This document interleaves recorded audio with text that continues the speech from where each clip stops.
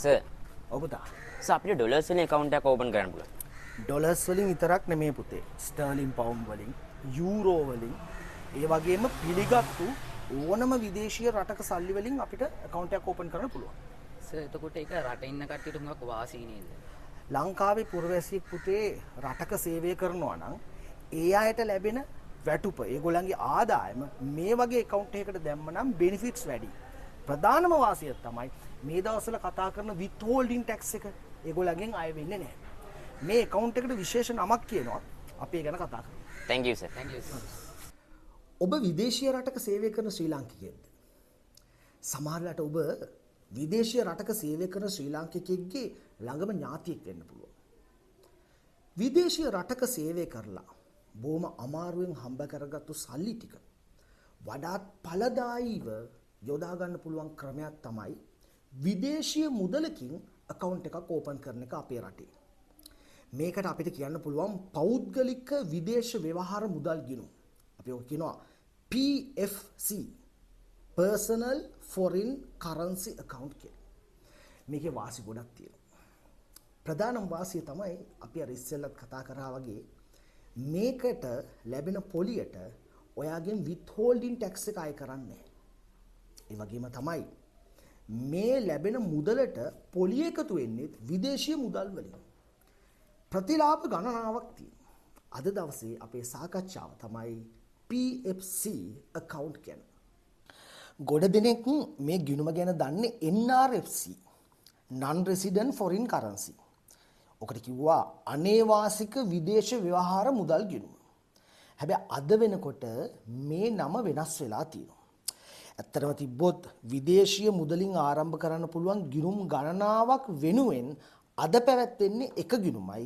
ඒ තමයි PFCA Personal Foreign Currency Account. සිංහලෙන් කිව්වොත් පෞද්ගලික විදේශ ව්‍යවහාර මුදල් ගිණුම. මේක 2017 දී තමයි මේ විදියට ගිණුමක් හැටියට වෙනස් වෙලා තියෙන්නේ. අපි දැන් බලමු මේ ගිණුම ආරම්භ කරන්න පුළුවන් කාටද කියලා. දැන් මේ ගිණුම ආරම්භ කරන්න පුළුවන් ඕනෑම ශ්‍රී ලාංකිකයෙක්ට. ඒ වගේම තමයි ශ්‍රී ලංකාවේ ජීවත් වන විදේශීය ජාතිකයන්ට.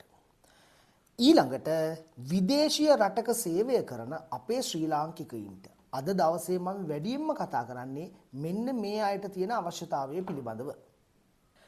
PFC ගිණුම් වර්ග 3ක් ආරම්භ කරන්න පුළුවන්.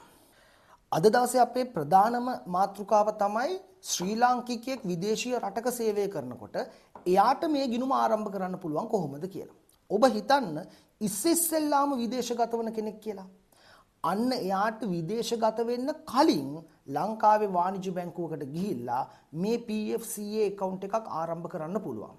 අතේ ඩොලර් නැහැනේ. එතකොට zero balance එකකින් ආරම්භ කරන්න පුළුවන්. ඊට පස්සේ විදේශගත වුණාට පස්සේ එයාට ලැබෙන වැටුප ඒ විදේශීය මුදල් වලින් මේ ගිණුමට ප්‍රේෂණය කරන්න පුළුවන්. අපි කියනවා remittance කරන්න පුළුවන් කියලා. දෙවැනි අවස්ථාව තමයි අපි තුමු විදේශයේ සේවය කරලා ඩොලරුත් රැගෙන ලංකාවට එන කෙනෙක්ට. ඒතකොට ඒ වගේ කෙනෙක් ඩොලරුත් අරගෙන ලංකාවට එනවා නම් එයාට පුළුවන් කස්ටම්ස් එකෙන් ඩික්ලරේෂන් එකක් ගන්න. අන්නේ ඩික්ලරේෂන් එක බැංක් එකට ඉදිරිපත් කරලා එයා ගේන සල්ලි වලින් මේ account එක ඕපන් කරන්න පුළුවන්. අපි හිතමු ශ්‍රී ලාංකික පුරවැසියෙක් විදේශයේ සේවය කරනවා කියලා. අපි හිතමු මෙයාගේ නම අනුරාධ කියලා. දැන් විදේශගතව ඉන්න ඔයා මේ වගේ PFC account එකක් ඕපන් කරොත් ඔයාට ලොකු වාසියක් ලැබෙනවා. ඒ තමයි ඔයාට පුළුවන් ඔයාගේ ලංකාවේ ජීවත් වෙන අම්මා වෙනුවෙන් ඒ වගේම ඔයාගේ ගෙදර දොරේ වියදම් වෙනුවෙන් මේ account එකෙන් ස්ථාවර නියෝගයක් ස්ටෑන්ඩින් ඕඩර් එකක් දෙන්න පුළුවන් ඔයාගේ අම්මට ඔයාගේ පවුලේ අයට වියදම් සඳහා. අපි හිතමු ඔයා හැම මාසෙකම යම් දිනක ඔයා බැංකුවට කියනවා මගේ ඩොලර් account එකෙන් ඩොලර් 400ක් මගේ අම්මට ඩොලර් 400ක් මගේ ගෙදර පවුලේ වියදමට යවන්න කියලා. එතකොට ලැබෙන වාසිය තමයි ඔයාගේ ඩොලර් account එකෙන් මේ අයගේ accounts වලට ඩොලර් ගිහිල්ලා ඒවා ලංකාවේ සල්ලි වලට මාරු වෙනවා. අපි දුමු අද ඩොලර් එකක් 295ක් නම් එතකොට 400 වැඩි කිරීම 295 රුපියල් වලින් 1,18,000ක් මේගොල්ලන්ගේ රුපියල් ගිණුමට එනවා. එතකොට මේ පවුල වියදම් වලට රුපියල් ගිණුමට 1,18,000ක් එනවා. මේකේ ඔබට තියෙන ලොකුම වාසිය තමයි මේ ඩොලර් ලංකාවේ සල්ලි වලට පරිවර්තනය වෙනකොට අනිවාර්යයෙන්ම හැම වෙලාවෙකම ලොකු වාසියක් තියෙනවා. අනෙක් අතට ඔයාගේ account එකේ ඉතුරු වෙන ඩොලර් වලට ඩොලර් වලින්ම පොලිය හැම වෙලාවෙම ලැබෙනවා. හැබැයි විශේෂයෙන්ම මතක තියාගන්න ඕන දේ තමයි ඔයාගේ අතේ තියෙන ඩොලර් මේ ගිණුමට තැන්පත් කරන්න බෑ. අපි හිතමු ඔයාට මොන හෝ ආකාරයකින් ඩොලර් එනවා. ඒවා මේ ගිණුමට තැන්පත් කරන්න බෑ.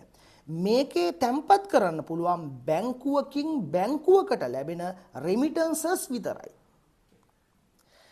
අපි දැන් බලමු මේ PFC accounts වලට ලැබෙන ප්‍රතිලාභ.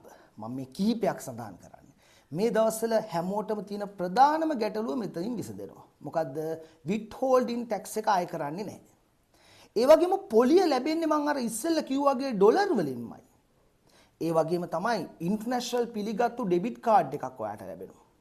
ඒ වගේම තමයි ඔයාට හැකියාවක් තියෙනවා වෙන ගිණුමකට ඩොලර් වලින් ප්‍රේෂණය කරන්න මාරු කරන්න. PFC account එක විදේශීය ව්‍යවහාර මුදල් ගණනාවකින් ආරම්භ කරන්න පුළුවන්.